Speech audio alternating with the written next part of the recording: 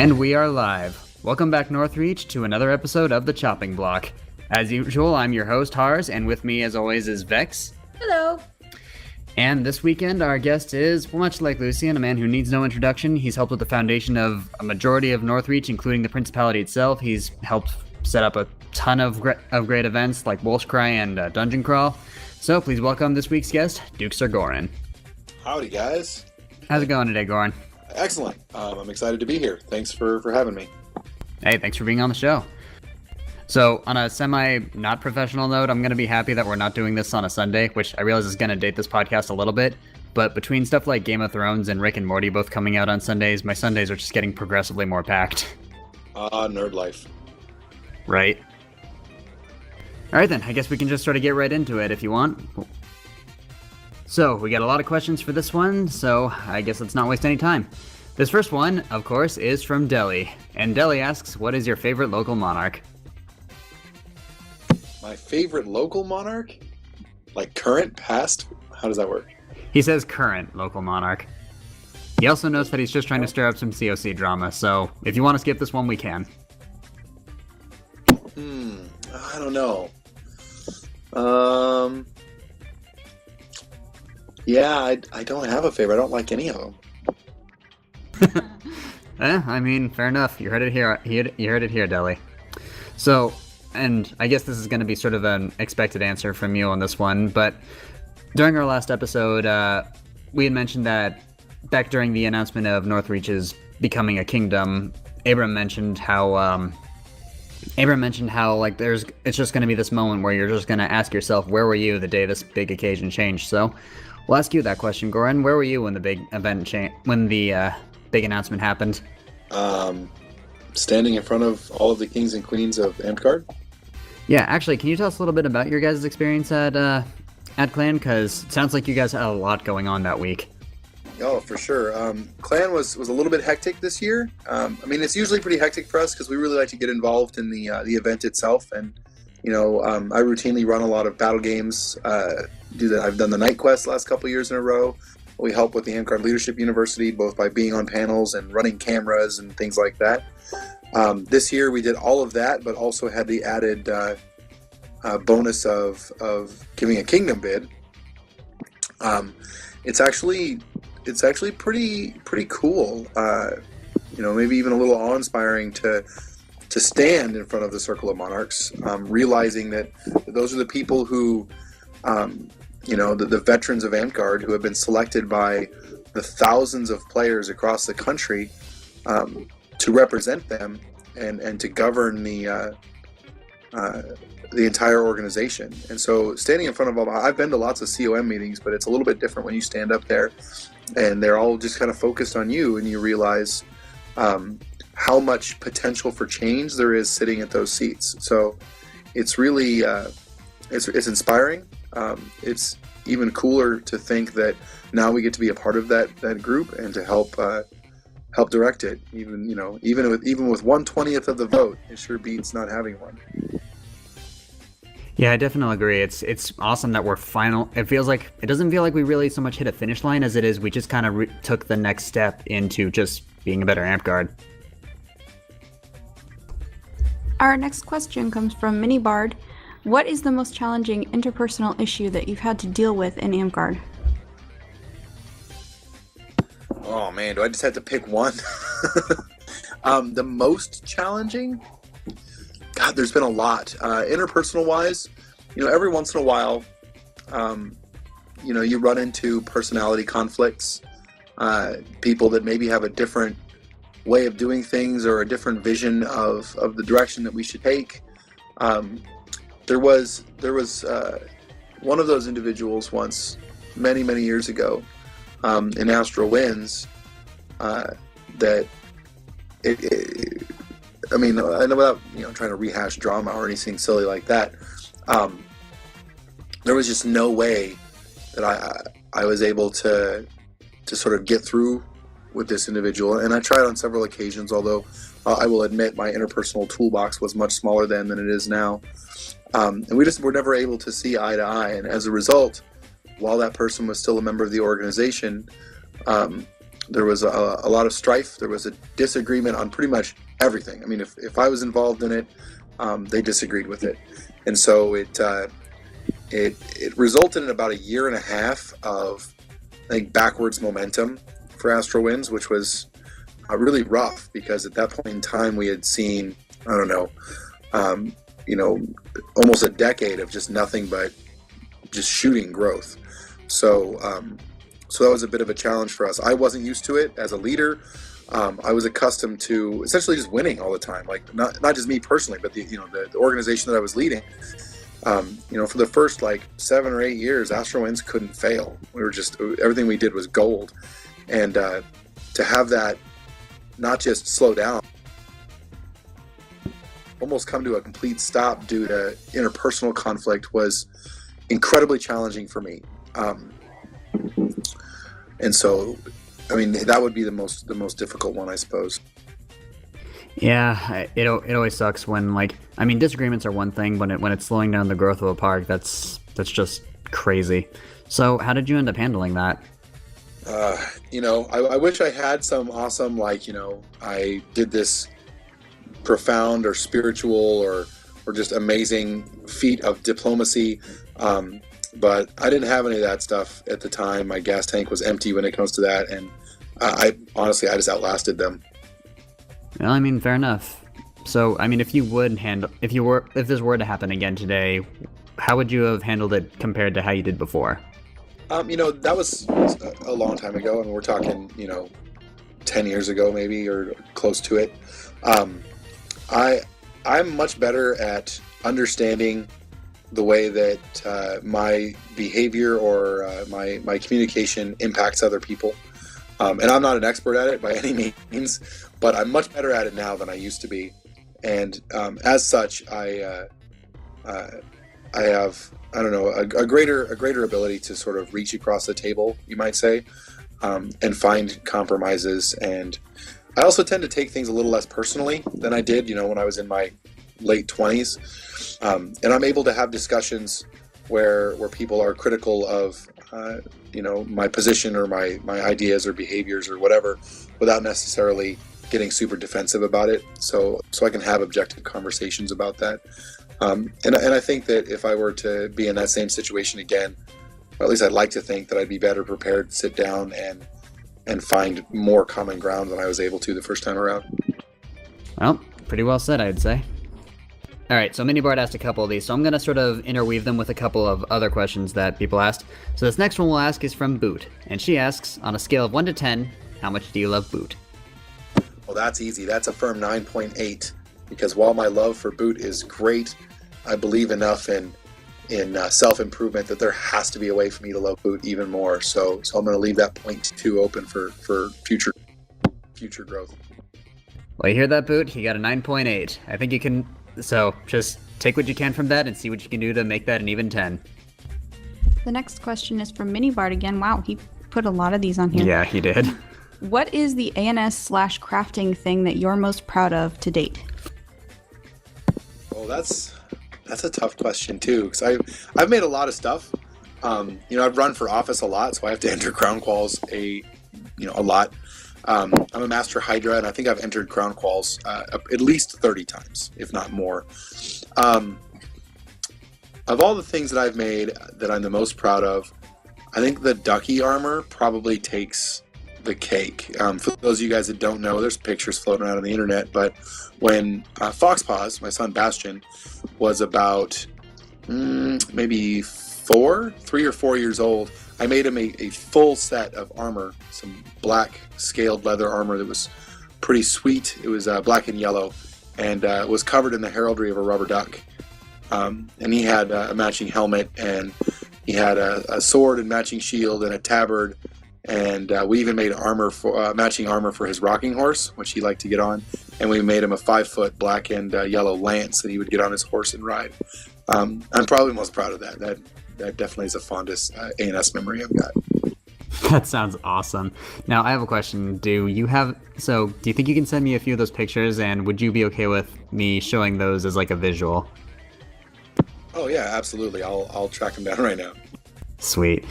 All right, so, All right, so this next one is actually from Razor, and I actually think that this might be my favorite question we've gotten from this. And was there ever a point in which you felt burnout? And if so, how did you deal with it? Razor, I don't know if you're listening or not, but thank you for asking that question. And the answer is absolutely. There have been at least 2 times in my, I know Amtgard, if career is the right word, but where I have felt not just burnt out, but demoralized and even defeated. And I'm not really sure how I got through it, other than I'm not sure. There have been times when Amtgard has become very negative. A lot of that has to do with drama and personality conflict. There was a time when I had to deal with a lot of that, but simultaneously had to deal with the realization that most of the people that I came to Amtgard to hang out with were no longer there. And so I would come to Amtgard, and there wasn't really anybody there that I would consider a friend at that point in time. And I would ask myself, why are we here? Because we're really just dealing with a whole bunch of BS and negativity, and you don't really enjoy being around any of these people. And at the end of the day, I've poured a lot of time and energy into Amtgard, and on some level, I feel, I don't know if paternal is the right word, but the sort of parental feelings of the organization. I was there when it was, a tiny group of people just trying to figure out where they were going to play the very first winter in the year of 2000.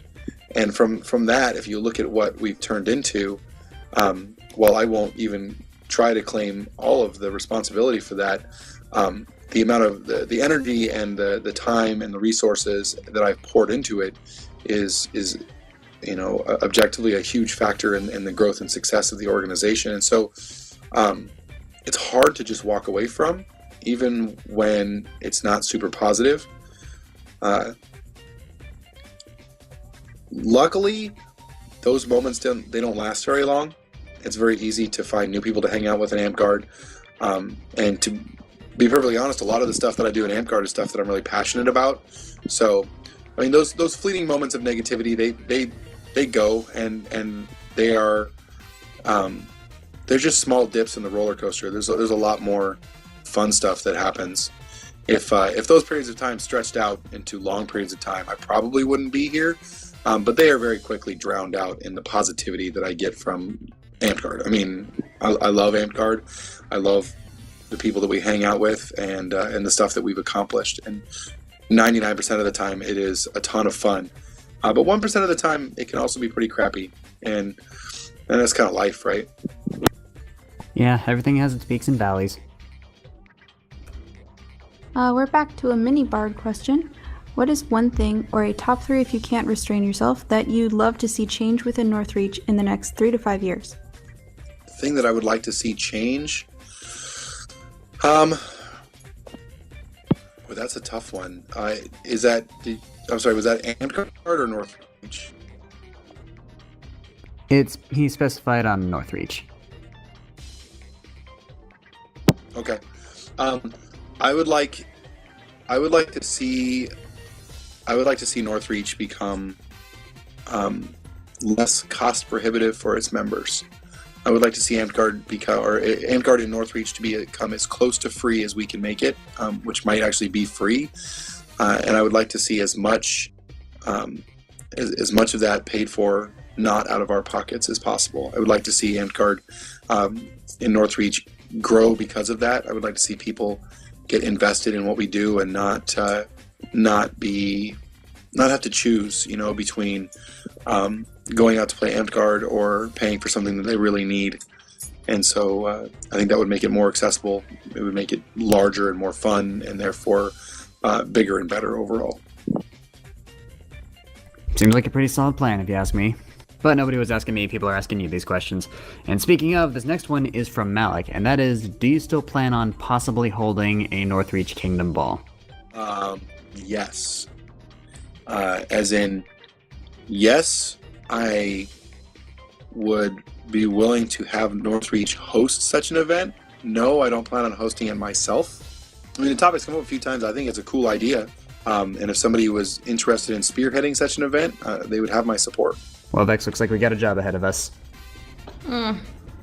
Okay, so I'm gonna do this last mini bard question since I seem to be giving Vex all the mini bard ones. So this last one he has is, what do you wish that you'd known before you served your first reign in office? Oh man, that's rough. It's like asking, like, what do you wish you'd known 20 years ago? There's so many things. Yeah, true. I mean, I wish I had known then. I can't be super specific because it is kind of a jump, but I wish I had known then the impact of appropriate communication back then. I'll be honest, when I started Antguard, we were talking 17 years ago, right? So I was 22. Yeah. A much younger me. And when I was 22, I was, what appears as confidence today was much more arrogance back then. And I felt very firm in my opinions, and if they were counter to mine, and I didn't give a lot of thought to actives. And while back then I did, upon reflection and knowing what I know now, it was very clear that I didn't. And if I could change one thing in my skill set or knowledge base, going back, those 17, 20 years or whatever, it would be to have a better understanding of other people's perspectives and the way that my communication affected that. I think that I could have, I know that I could have affected a great deal more positive change if I had that knowledge or tool set. I think I understand what you're trying to say here. So, sort of an add-on to that question, what did you wish you had known when you'd first started up the Principality of Northreach, back when it was still just a principality starting up? I got to think about that one a little bit, because that was not so long ago. I wish that I had better known our capabilities. I kind of come across to myself as a little bit of a visionary, in that, I don't like to limit myself as to what might not be possible, right? I don't really use that terminology in my own head. I like to think of what might be difficult, but then immediately think of how we can achieve it, right? But when we first started the Principality, I had a lot of belief in what we might be capable of, but not a lot of knowledge in what our individual members were capable of, because I think if I had harnessed that, or maybe believed in it even harder than I did when we started, we could have accomplished even more. A great example was when we first built the Northreach Castle, right? I was prepared to foot the bill for it myself, and I kind of started a campaign to raise some money. I said, hey guys, we want to build a castle. If you want to donate to it, click here and raise some money. And my castle plans were to going to cost about $1,500, which is what I was comfortable spending myself on it. And we raised $4,000, and we did it in 2 weeks. It was ridiculous, and I was so blown away by Northreach's ability to gather behind an idea that they liked and actually push it forward. That I really wish I had known that we were capable of doing that when we very first started. And we would have done even more. We'd be probably a year or so ahead of where we are now. We do have some pretty awesome people. Next we have Deli, who asks, who are your top 5 enthusiastic newbies that you've met recently? Oh man, that is a brutal question, because I am the worst person in the world at names, and I would totally know who these guys are but not remember their names, because I am absolutely awful like that. Do me a favor though, and what would you define as a newbie? Someone who had joined about as far, either joined or got more recently involved as far back as 6 months ago. Oh man, that's tough.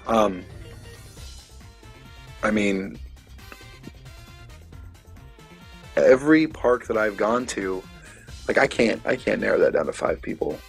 Every park that I've gone to has got 5 people, and one of the things that I absolutely love about Northreach is how we're able to recruit and sort of capture the imagination of new players.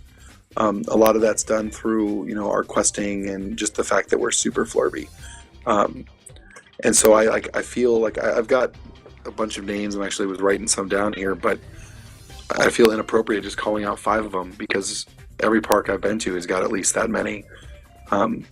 So yeah, I gotta say all of them are pretty freaking awesome. That's fair. All right. Since you've been doing a lot of traveling lately, I mean, I know you just did the tour down in Icefire Bay and Frozen Coast. What are some of your favorite Afgard locations? Oh, and the Afgard locations we have are pretty great. There was when I was down in Icefire Bay, they had it was a cool little barbecue joint. It was like a cross between like a fast food place and like a barbecue place, and it was had a huge lobby. It was really awesome. I got to meet a ton of really great people and chat with the newbies there, and that was a really nice location. Frozen Coast, they've had a couple of different places. The one that they use regularly, which is the Main Street Cafe, is awesome. The staff knows everybody there. It's pretty cozy, and of course you can get a beer after Amtgard, which is really nice. But they also did a really neat, it was a mid-rain event at the restaurant at the airport, which was a really cool dining facility. It had a great view and was a pretty accommodating place. In Lupin Moon, I really dig Denny's, at least in the past. I don't know. It's been a little hit or miss lately, and I don't know if that's coordination on our end or what, but the banquet room that they've given us in the past and some of the interaction we've had with the staff and stuff there has been absolutely top notch. I mean, we used to roll in there and they would just give us our own private room that would hold like 60 people, and we could just hang out and BS and talk Amtgard, and it was a really, really cool way to end the day, and I really like that. And so Ravenstone has the Pizza Delphi place, which is really cool. They also do it at Humdinger's occasionally. They have in the past, which is another awesome place to do Afgard. I like Humdinger's because you can refill your own sodas. It's a pretty nice place. Yeah, it's not too shabby.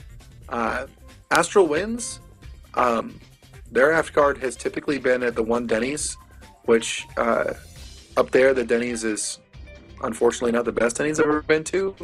That's super unfortunate. Astral Winds doesn't have a lot of options for an Afgard location, particularly in the winter times. They play it at night, and so there's only like one restaurant that's even open. But I will be heading up there in 2 weekends, and I hope to see where they're having Afgard at now and find a cool place to hang out. But yeah, and I mean, Afgard is amazing, and we've got a tremendous culture of that up here, and just about everywhere we've done it has been pretty great. Yeah, I heard Astral Wind's numbers have been on the rise lately. I actually got a couple of friends that lived up in Fairbanks that I actually finally managed to get to start checking the place out. Okay, so to start wrapping things up, I have 3 questions for you. Where do you stand on pineapple on pizza? Love pineapple on pizza. Right? Hawaiian pizza is one of my favorite things. Heathens, the bunch of you. No, I realize that will disappoint some people out there in the world, but the heart wants what the heart wants.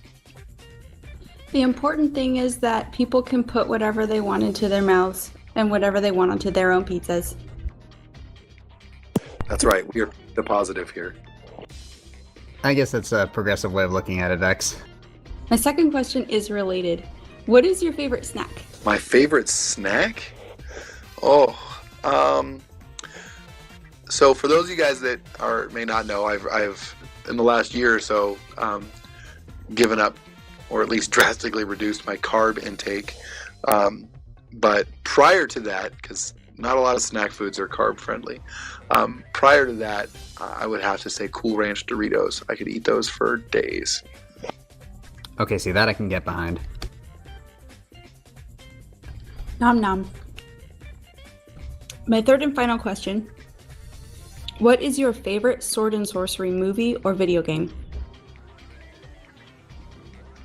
Or show? Or miniseries? Or stage play? Oh, I don't know, man. I grew up when this genre was just starting to sort of catch fire. So there are so many. God, that's a tough question. Actually, thanks to you, Vex, I just got into Gallivant recently. Gallivant's amazing, and it's really funny because like within the genre of swords and sorcery, there's like subgenres, right? You've got like the ones that try to take themselves seriously, like a la Lord of the Rings, and you have the ones that are sort of hokey and sort of funny, like I don't know, Masters of the Universe or something. It's a toss up for me because I love the classics, right? So for me, it's either I say Conan the Barbarian or Beastmaster. Yes. Oh god, I loved both of those. Alright, well, to wrap things up, I do have one more question for you, and that's AmpGuard related. And that is, if you had any advice to somebody who is about to, like, step into your shoes, like, for maybe someone who wanted to become the next King of the North, what would you suggest to them?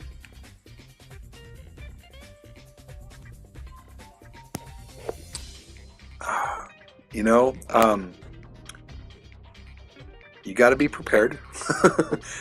It's a tremendous amount of work, but really the only advice that I can ever give anybody that's going into office, whether it be local GMR or Kingdom Monarch, do it because you love it, because anything less than that will cripple your ability to do a good job. It will burn you out, and it will spoil AmpGuard for you. It will do all of the opposite of that. It will make AmpGuard brighter, shinier. It'll give it more depth. It'll essentially bring out colors of the spectrum that you didn't know existed, and give you whole different ways to appreciate the organization and the hobby that we've. All right, well, I guess that wraps up our show for today. I just wanted to say thank you everyone for watching this at home, and thank you, Gorin, for being on our show. And thanks a lot for not only having me, but for taking the time to do this project. I think this is super cool.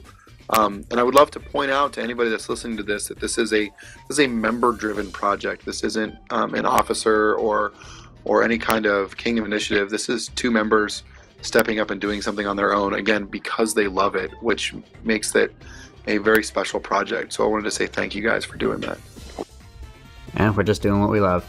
Actually, one thing I did want to bring up from the leadership meeting is, back when you were initially posting your bid to run for King, is you were mentioning how you wanted to do a podcast type thing, and that's actually when I messaged him saying, hey, we actually got a project that might kind of fall into what you were doing here. So anyone who thought these 2 projects were related, they aren't. This is just an amazing coincidence. It is. I fully support it, and I wish you guys the best, and thanks again. Thank you, Gorin. All right. Well, thank you all for watching at home. Tune in next week. We'll be giving some Astral Winds a bit of love, where we'll be interviewing their local monarch, Delhi. Until then, this is Hars signing off, along with Vex, and you've been watching The Chopping Block. Have a good night, everybody.